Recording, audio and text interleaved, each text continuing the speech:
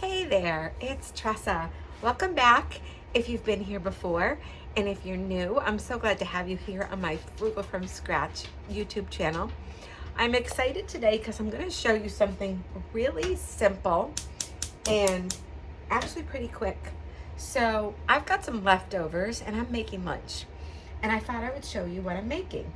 So I'm using frozen veggies today because it's the middle of winter here and there's not a lot of great fresh vegetables available, and I really felt like I needed some veggies in this. I'm gonna make like a Asian kind of fried rice with some leftovers that I had.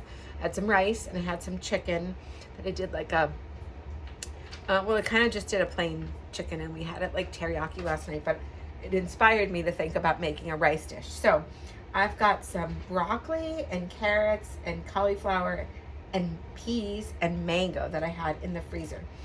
And I've got these in my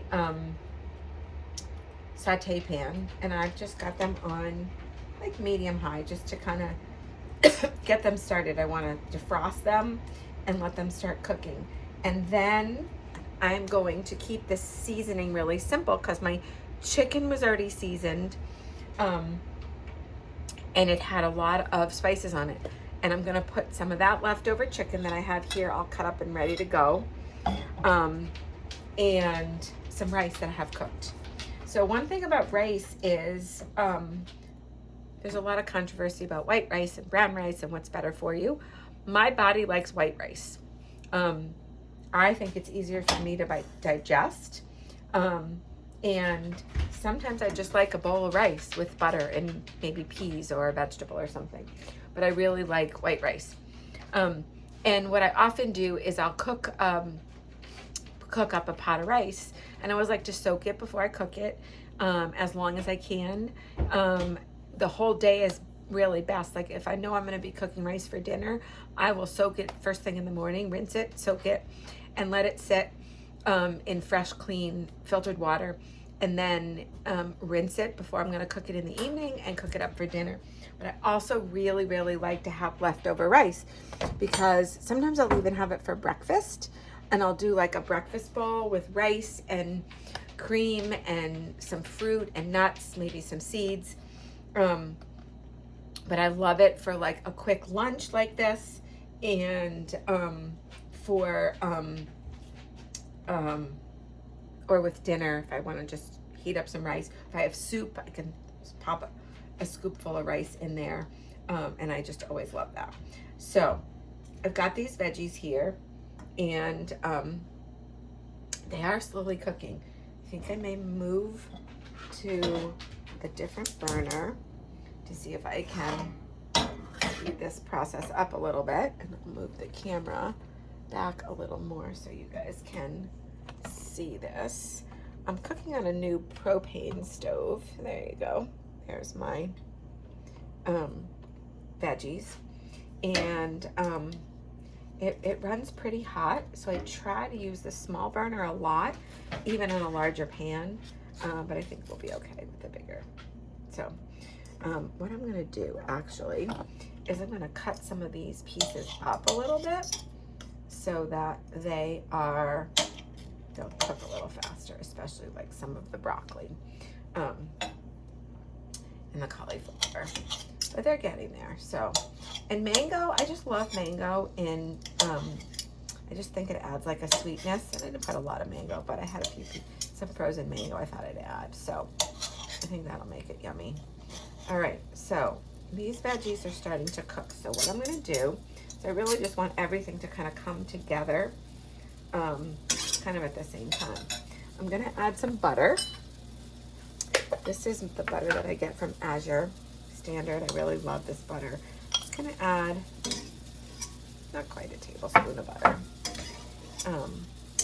And then I'm going to get my chicken in. This is gonna be a really, really simple process, honestly. Like I said, I wanted to just do something quick and simple that I can have for lunch. And when I'm done, I'll just pop it back in this bowl and put the chicken in and let that start to heat up. And I'm gonna put some rice in. And we'll just gonna let all that start to come together. And you could really do this with, you could do it with cauliflower, riced cauliflower, if you wanted to keep it all vegetables. You could also do it with quinoa, or I mean, you could even do it with noodles if you wanted to, but I don't think it would be quite the same. So, all right, I'm just gonna move it out of the way for you. So I've got all this in my pan, and the biggest thing really, because it's leftovers, is just getting it to heat, right? And so we're gonna let that just start to come together. But some people were asking me about lunch ideas and what's quick and easy. Now this is something that you could also make a large batch. I'm just making enough for me to have for lunch. There may be a little extra. I may have some to like go with my dinner, or for, you know, some more for lunch tomorrow. But you could also make a big batch of it for your family as for a meal. You can put chicken in it, you can put shrimp in it, you can put beef in it, you can put pork in it, you can put any meat, any protein. You could do it without protein too if you don't eat animal protein. You could throw in some beans. The peas have protein in them. You could throw in some other beans if you wanted to. Or you could do it as a side dish with something else you're having and just do all vegetables and do it that way.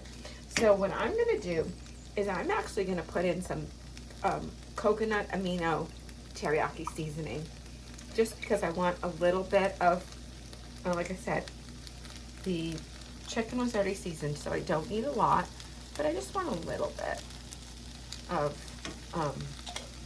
flavor. So I'm gonna add that. Let me put that over here, out of the way. So kitchen construction is coming along, and we've made some big steps. This cabinet to the right of me is almost fully rebuilt. We had to pull it out. There was rotten wood underneath.